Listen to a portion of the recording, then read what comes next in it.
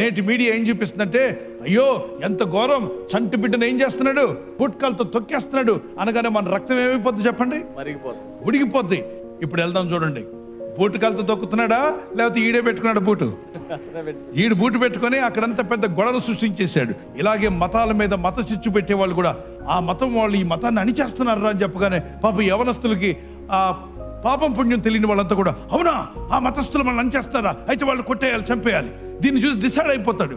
ఎంతవరకు నిజమో ఎంతవరకు కరెక్ట్ అనేది ఆలోచించకుండా ఒక పిక్చర్ను చూసి ఒక మాటను చూసి వెంటనే విజృంభించి రక్తం ఉడికెత్తి గొడవలకు వెళ్ళిపోతున్నారు. కానీ పట్టి ఈ వార్తలు చెప్పేది కరెక్టా కాదా, ఎంతవరకు ఇది నిజం, ఎంతవరకు ఇది అబద్ధం అని జాగ్రత్తగా చూడాల్సిన అవసరం ఉందా లేదా? ఉంది. ఎవరో టిక్ టాక్ కోసం చేసిన వీడియోను చూసి గొడవలకు పోకండి అయ్యా. సోషల్ మీడియా అంత గాయం చేస్తుంది.